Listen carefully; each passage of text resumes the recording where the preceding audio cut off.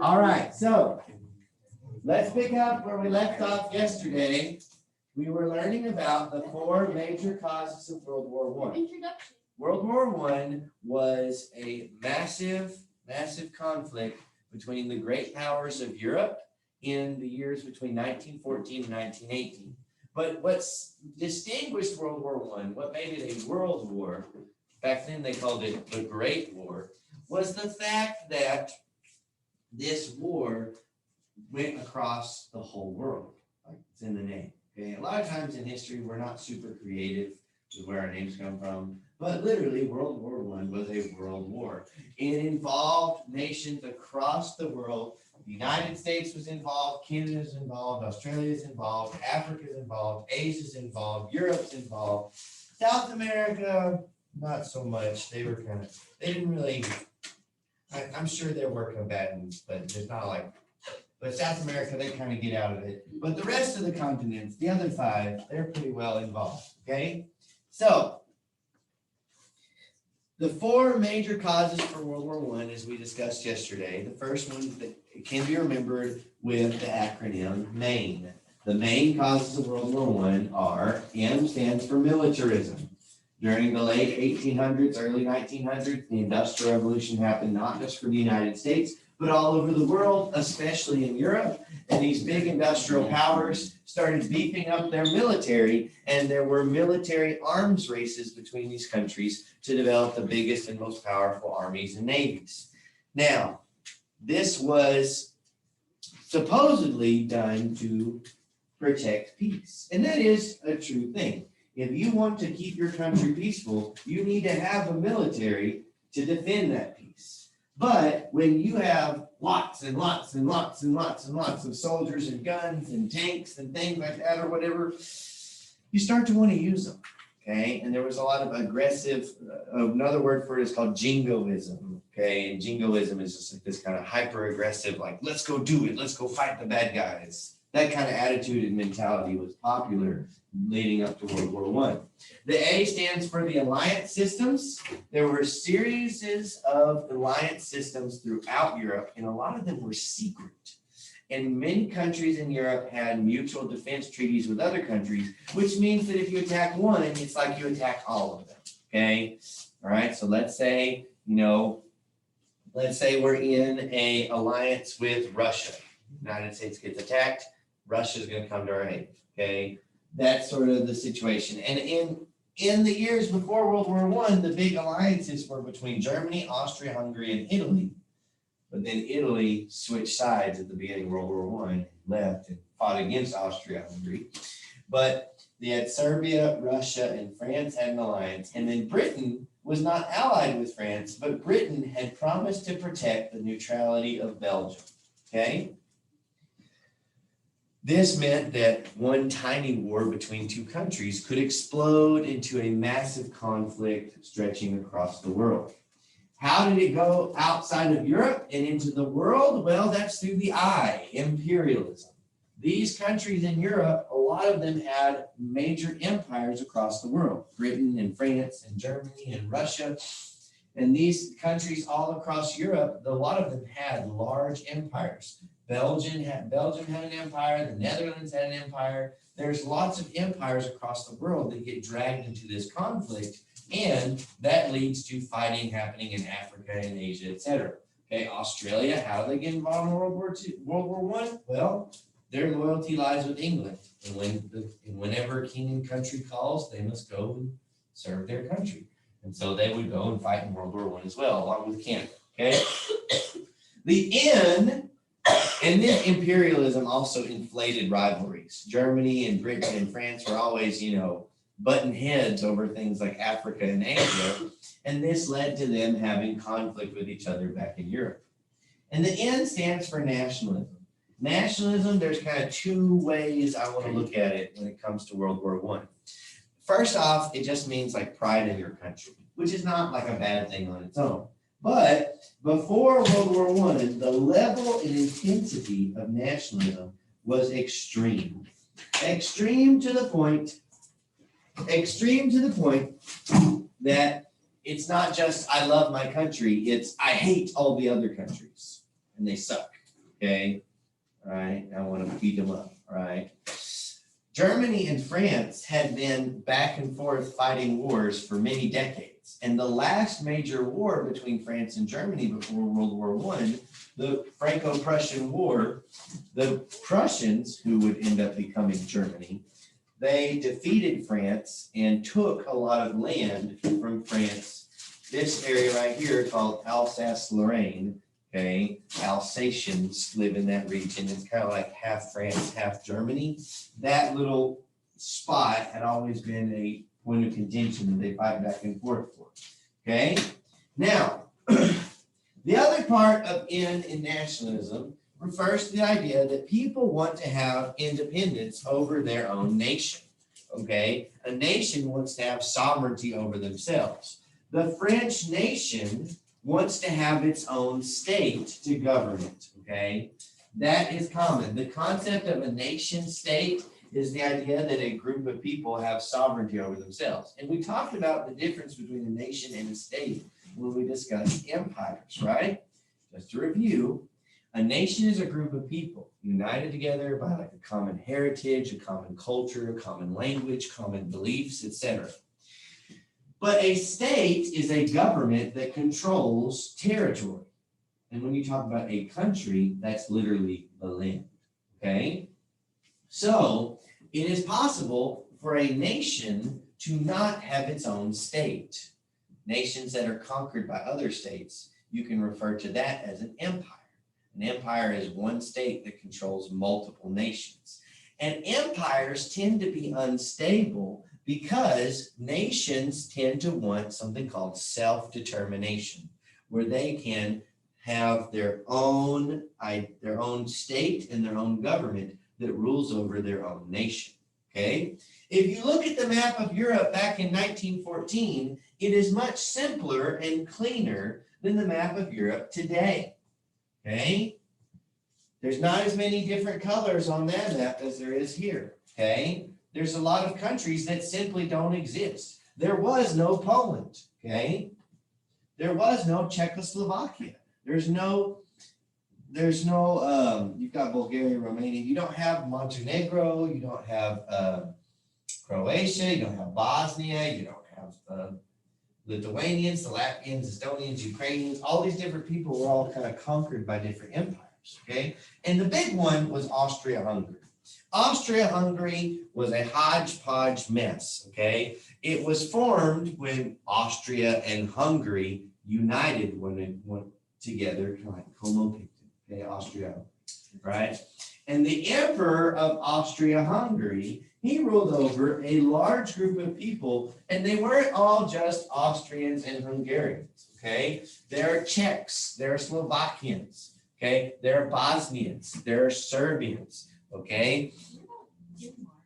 Denmark is right here. I know I see it, but I thought Denmark was Greenland.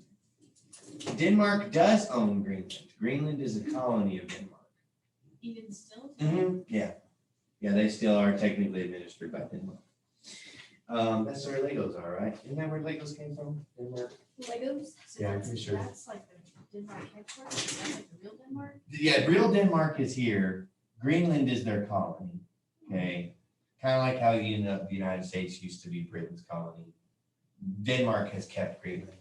And the people of Greenland haven't exactly like fought a war of independence, right? Independence for Greenland. Okay. You know, the United States wanted to kind of buy Greenland for a while. That was one of his ideas, which actually could have been really cool because they used it for bases and stuff, but then it's also like, why? Anyways, moving on. So nationalism, this idea that countries want to have, or different nations want to have self-determination, made Austria-Hungary very unstable. Because you have all these different ethnic groups and all these different groups of people living in this area, also known as the Balkans. Because of this, it's called the Balkan Peninsula. Okay, this part of Europe is called the Balkan Peninsula. This was very unstable. And there was a lot of groups of people that wanted independence from Austria-Hungary. And Austria-Hungary is trying to like hold itself together. Okay. And this is the flash that sets off World War I. Okay. all these alliances kick in because of a very small conflict between Serbia and Austria-Hungary. Okay, so how does this get started? Well, Bosnia is a section of Austria-Hungary that is now its own country, okay? But Bosnia was part of Austria-Hungary, and there's a city called Sarajevo, okay? It is an area where there are Serbians that live in Austria-Hungary. Now, Serbia was actually its own country, but there were a lot of people that were Serbians that lived inside the borders of Austria-Hungary that wanted their land to be part of Serbia. These are called Serbian nationalists, okay? There was an emperor of Austria-Hungary, and he has a son, Archduke Franz Ferdinand. Franz Ferdinand is the crown prince. He's going to be the next emperor of Austria-Hungary. And he actually had plans and ideas to make peace and to make things better between Austria and the Serbians. But in the summer of 1914, Archduke Franz Ferdinand and his wife go on a nice tour of the city of Sarajevo. It's kind of like a goodwill tour. He's trying to to smooth out some ruffled feathers. And there's a group of Serbian nationalists called the Black Hand. Okay, they are assassins, and their goal is to start a war between Serbia and Austria-Hungary that will lead to Serbians getting their freedom and independence that are living under Austria-Hungary. And so they decide that they're going to kill Archduke Franz Ferdinand. And there are several assassination attempts on Archduke Franz Ferdinand on the day of June 28, 1914, and all of them fail, except for the last one. Gavrilo Princip was one of the assassins, and he had failed in a plan that kind of involved some bombs and stuff. It didn't work. And the Archduke Franz Ferdinand, he gets to his destination, and he's hanging out.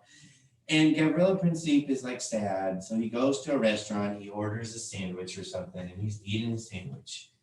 And he's thinking, man, I failed. We tried so hard to kill Franz Ferdinand, and I failed. But then outside, there's a rustle, there's a rumble, there's a crowd. People start shouting, saying, oh, the Archduke is coming, the Archduke is coming. Look, everyone, look, it's the prince. And Gavrilo Princip is like, oh, my chance. So he puts down his sandwich, he runs outside. Archduke Franz Ferdinand and his wife are driving in a car. Gavrilo Princip just walks straight up to the car, pulls out a gun, shoots him and his wife. Okay, dead. So there's the thing. Never give up. Okay. Gavrilo Princip, you try and fail, you try and fail. Well, don't give up. Okay, opportunity can come at any moment. You got to be ready. Okay, you got to put that sandwich down and go take care of business. Okay. That would have been a great song for y'all to analyze in your classes. Put down the ducky, okay? Right off Sesame Street. If you want to play saxophone, you got to put down the ducky. Look it up. All right, better song about ducks. So anyways, June 28, 1914, Archduke Franz Ferdinand is killed. Now, the government of Serbia has almost nothing to do with this assassination, but Austria-Hungary is upset. They literally just had their prince be murdered by a Serbian.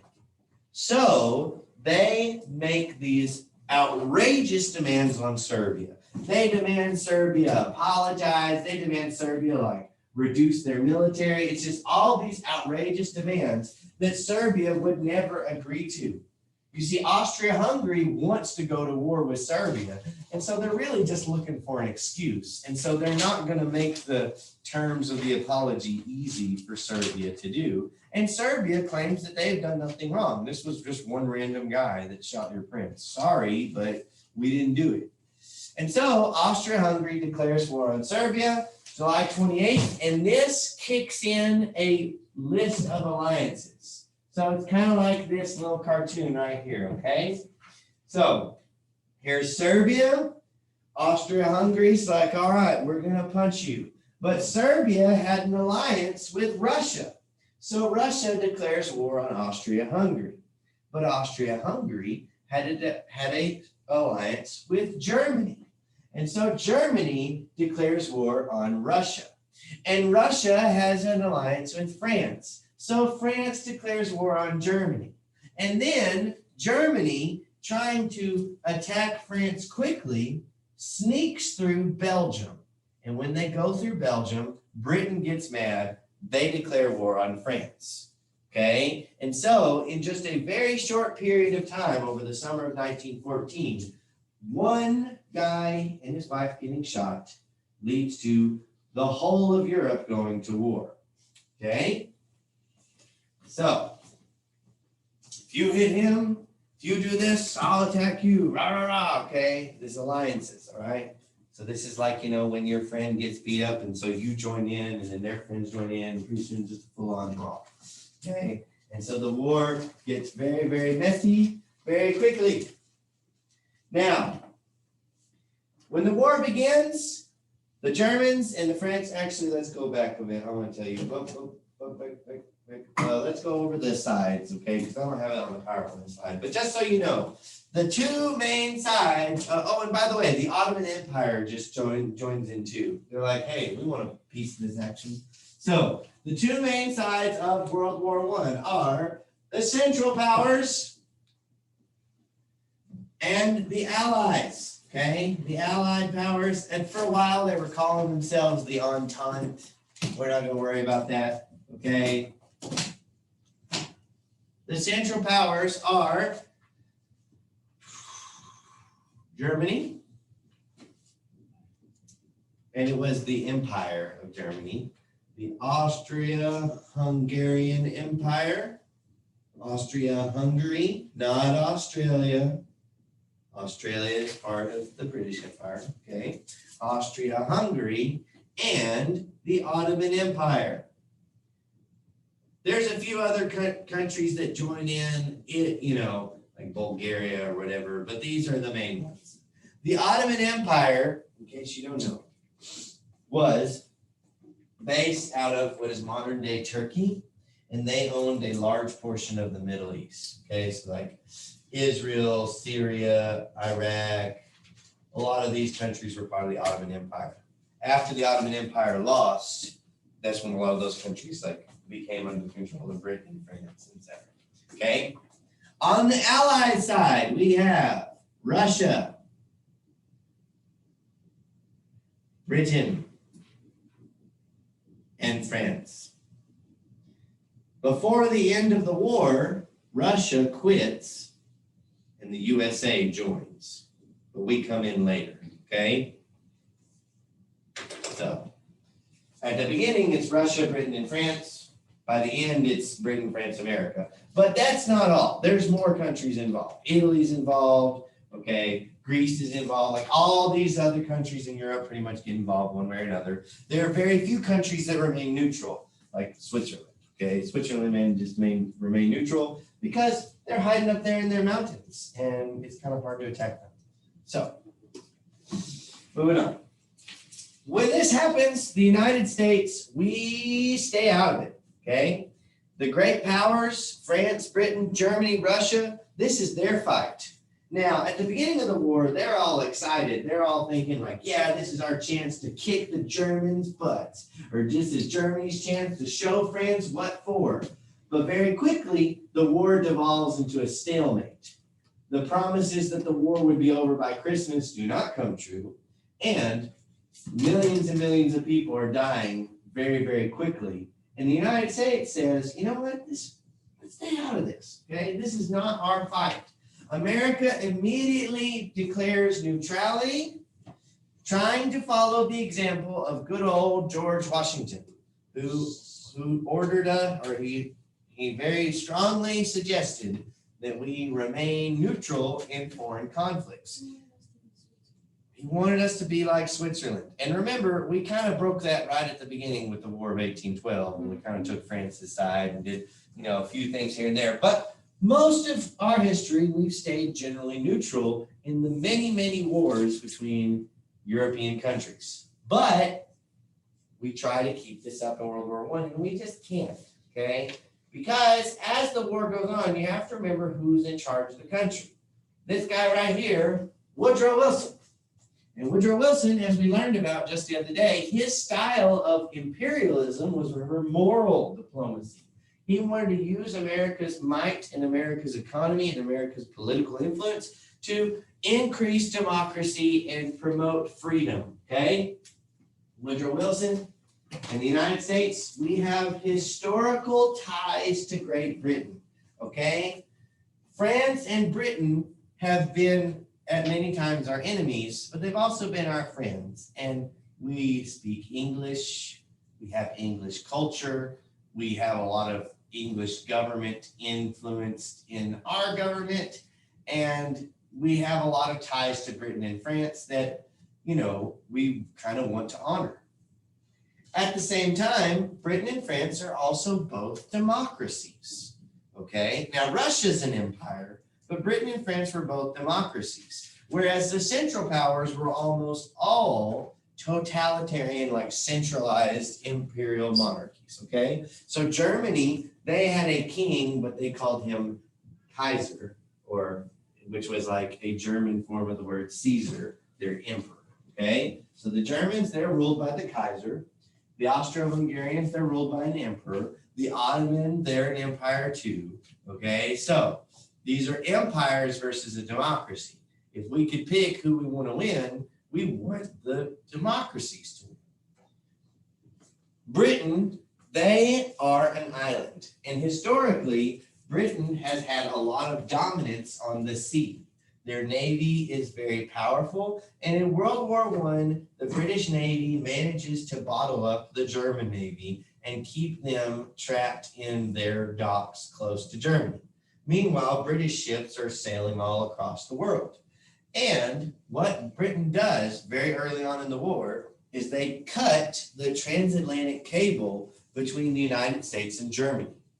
So all the information that we get about the war by telegraph comes through Great Britain. We don't get Germany's side of the conflict.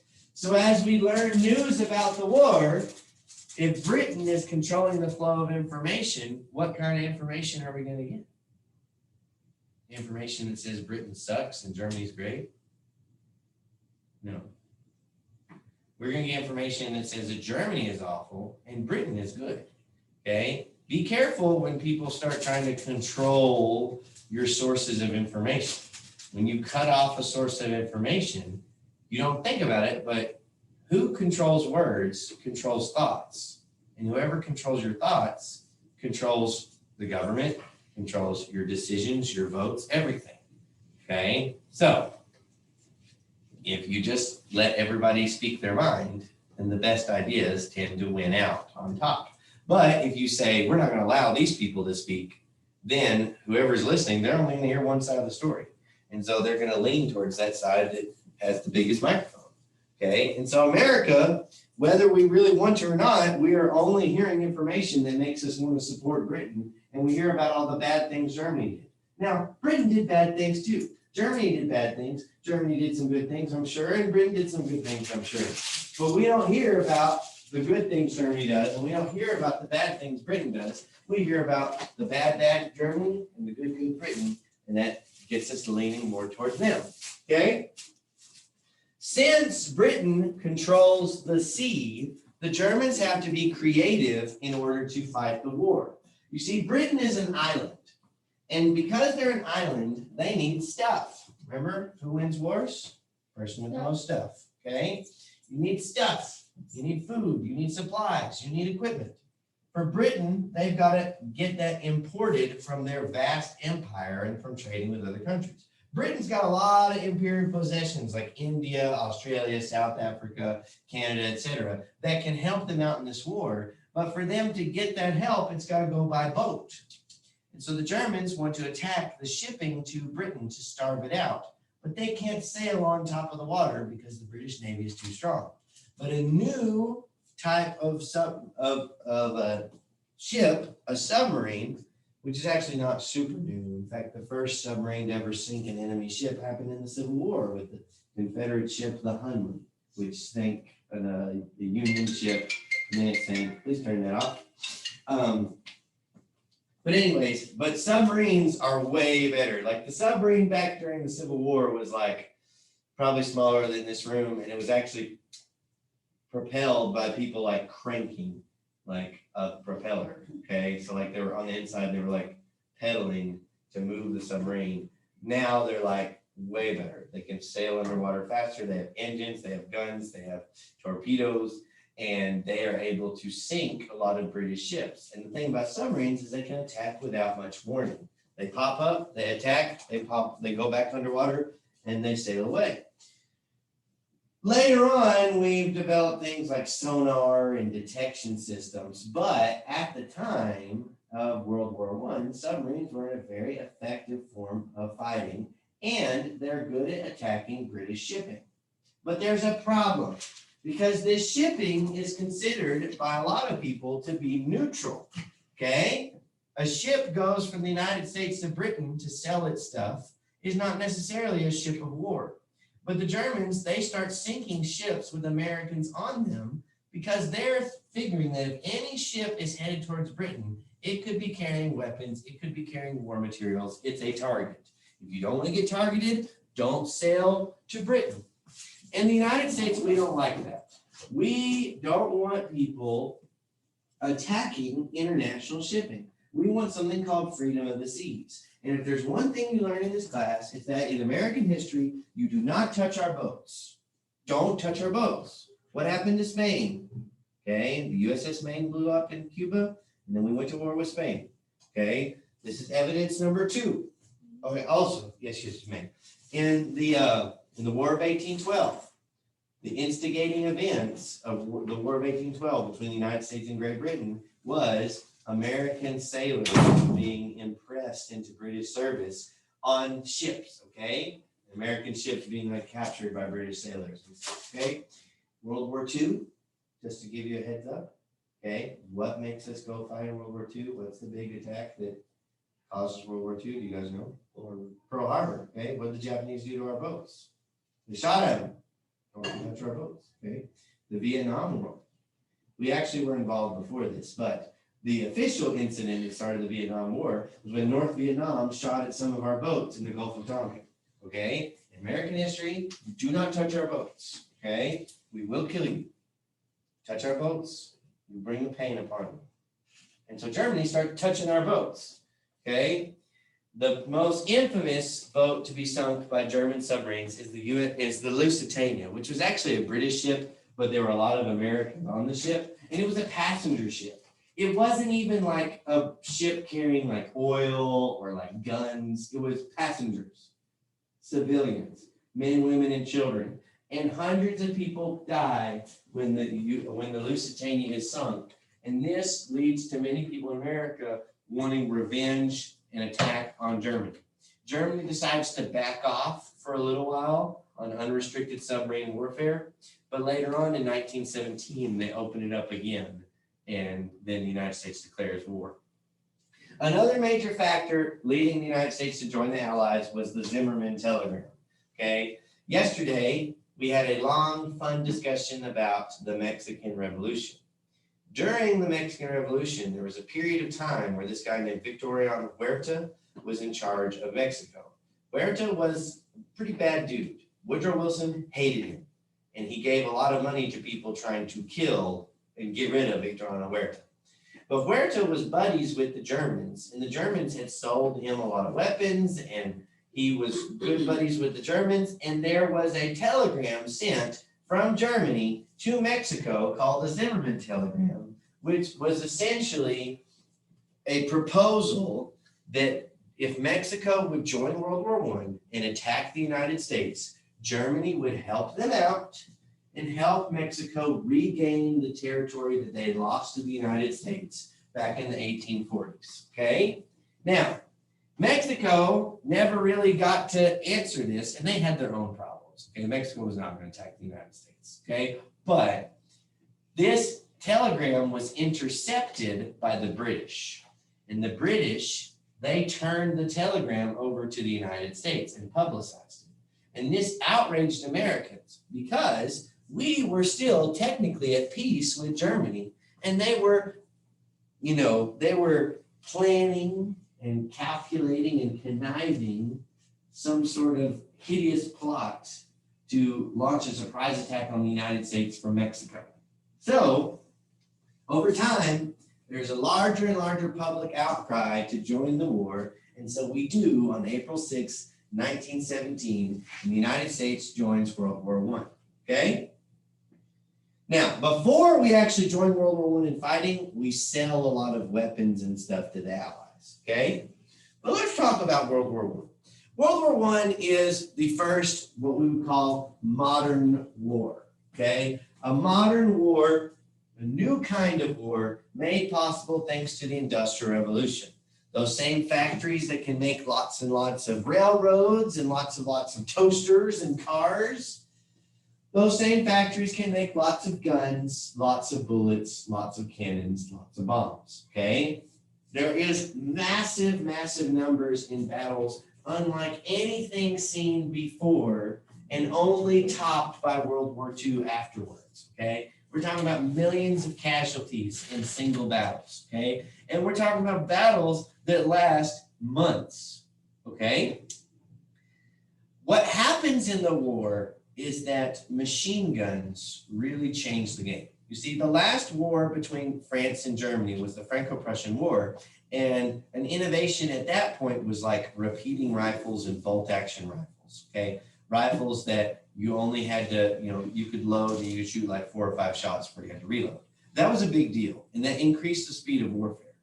If we look back on the last major American war, now the Spanish-American War, we used bolt-action rifles, and it didn't devolve into trench warfare because it was really fast. But in the Civil War, the major weapon that most soldiers carried was a single-shot muzzle-loading rifle. And towards the end of the war, there were more breech loaders and there were a few repeaters, okay? But in the Civil War, okay, you got one shot, takes you like 30 seconds to reload, then you shoot again. This means that it is possible for a frontal charge to attack a defensive position and win. Okay, in the Civil War, you needed to have about 3-to-1 to take down a defensive position. Okay, so the defense would line up, they'd have their guns, they'd shoot at the other people, charge at them, they'd reload, they'd shoot, they might get, about 2 shots off before the enemies could come because it took about, 20, 30 seconds to reload your rifle. That World War I is totally different. We've got repeating rifles, okay? So a lot of these soldiers have 4 or 5 shots before they have to reload. And then you've got machine guns, which can shoot hundreds of bullets per minute, okay? And they don't have to be reloaded. They can just be repeated and repeated and repeated. And so back in the Civil War, if you're in a charge, you're charging ahead at the enemies. There's that first volley, a bunch of your friends get killed. You charge a little further, there's that second volley, a bunch more of your friends get killed. But if you can survive 2 shots, then you got them. You're in the bad guy's base and you can start duking it out hand to hand. But in World War I, you can't do that, okay? If you charge out in the open, straight at the enemy position, you're gonna get mowed down like bowling pins, okay? Just line them up and knock them down, okay? It is very, very difficult to attack an enemy position once you start having machine guns. And so what happens in World War I, especially on the Western Front between France and Germany and Britain, is that it devolves into something called trench warfare. Now on the Eastern Front, it's different. Germany wrecks Russia, just defeats them, slams them around all over the place. And eventually Russia surrenders, okay? But between Germany, France, and England, it becomes a war of attrition and a war of stalemate, okay? Where neither side can have an advantage. So what happens when you start getting shot at, okay? Well, you hit the ground. You don't want people to shoot at you.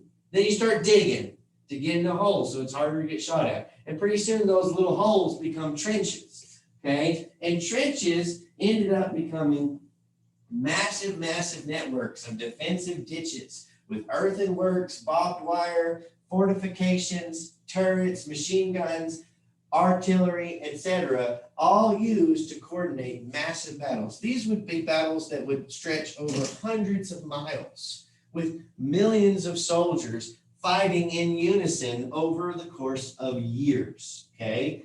Essentially, this war could not have happened in the way that it did without modern advances in communication. Like all those things we talked about during the Industrial Revolution, like telephones and telegraph and electricity, okay? Guess what? That comes into play in World War I because they used that technology to coordinate those massive battles. You can't be the general like in the Civil War, riding on his horse, saying, follow me, boys, let's go get them. Like that ain't gonna work. Cavalry as a force in the military goes away in World War I. At the beginning, there are these massive cavalry charges where these cavalry commanders who have been training for years and years to ride horses into battle, they run into machine guns and they get slaughtered, okay? There's no room for cavalry in warfare anymore, okay, as far as horse cavalry goes, okay? This is very, very difficult to attack. And what happens is that you have one guy's, let's say Germany's trenches over here and France's trenches over here, and they just kind of stare at each other and shoot at each other for about 4 years, okay? In between is a stretch of land called no man's land, where neither side owns it or claims it, and the land within it is like got landmines and heavily shelled, etc. Okay, it's very difficult to cross over. Now, one thing that you see in trench warfare is that they will change positions, but they don't change very much, okay? Over the course of about 4 years, the front line between France and Germany barely moved, maybe like 30 to 100 miles, okay? It like just kind of stuck there. And it became a war of attrition, not a war of winning battles. Attrition is when you try to wear down the enemy in numbers. You just kill more of them than they kill of you. And if you can kill more of them than they kill of you, you win. If you're going to attack a trench, what you have to do, it requires a lot of coordination. There's a great movie you can watch. It's called 1917. Wonderful movie. It shows how this works in great detail. But what you do is you've got to coordinate this. You've got to get this synchronized on your watches and your radio and timing. You've got to use your artillery to pound the enemy trench and get their heads down. Those people that are operating the machine guns, you want them cowering down, and that way that you can leave and go over the top. You're pounding their trenches with artillery, and then you get your boys ready to go over the top. And you've got to get thousands and thousands of men for this to do right, because a lot of them are going to die. You jump over the top, you run across no man's land. You got to avoid snipers, you got to avoid landmines, you got to avoid falling into barbed wire or into just a big hole left by artillery shell. You've got to cross through the barbed wire, you've got to get to the enemy trench, and you've got to time it so that when you get to the enemy trench, your artillery stops. Otherwise, you're going to get hit by your own guys, okay? If the timing is off at all, and the artillery stops too early, then they're going to pop out and shoot you while you're out exposed. And even then, they're probably covered up enough that they can still shoot while being shelled, okay? And if you manage to win, the bad guys will just retreat a few feet to the backup trench. And then you'll start over. You'll have a new no man's land. And they might go back and forth and back and forth. Defensive warfare technology was much stronger than offensive technology. And this led to extremely high casualties, okay? Hundreds of thousands of people dying in battles, millions of people dying in battles before it's over. Entire generations of Germans and French and British young men are lost. A lot of times this generation of people is referred to as a lost generation because so many young men went off to their death, okay? New technologies like machine guns made warfare much, much more deadly, but there were other technologies as well. Airplanes had been invented back in 1903 by the Wright brothers down in Kitty Hawk, North Carolina. Now, the Wright brothers were jerks, and really, their airplane kind of sucked, and the good airplanes were made by this American guy named Glenn Curtiss, but he doesn't get the credit because the Wright brothers, they flew their kite first. But nobody uses the Wright brothers stuff. They all use Glenn Curtis's stuff. Anyways, when World War I happened, Glenn Curtis had a lot of vindication because the U.S. Army disrupted all of that. We're not worried about that. Anyways, but moving on, that's a whole nother subject. But airplanes become a new weapon of warfare. At first, they're used for scouting and to like see where the enemy is. But over time, people realize like, hey, we could like drop grenades out from these airplanes. And then people realize like, hey, we need to shoot at those other airplanes. And slowly but surely, airplanes become full-scale weapons of war used to bomb and to shoot at other airplanes. Poison gas becomes a very new and deadly technology. This was so bad. Poison gas got so nasty in World War I that even Hitler didn't want to use poison gas in World War II. Like nobody, and it wasn't like it was a rule or anything. Just nobody used poison gas in World War II in combat because they were scared that if they started it, then it would get as bad as it was in World War I. So Hitler, the guy that killed 6 million Jews, was like, I don't want to do poison gas. That's too much. Now, he used poison gas to kill Jews, but he didn't use it on the battlefield. Okay? Now, what I'm talking about is gas canisters that were launched in grenades or in artillery shells that would do all sorts of awful things to people's bodies. Mustard gas was a common one, and it would basically burn every exposed skin. If it got in your eyes, it would burn your eyes. If you breathed it in, it would burn your lungs. And you could live from it, but it would be painful. Okay? Chlorine gas would make you go to sleep, and you never wake up. Okay? So, tomorrow, let's talk about how we win World War I and what happened to the world after the war was over. That's our plan for tomorrow. You guys have a great day. Do good things, be good people, make good choices.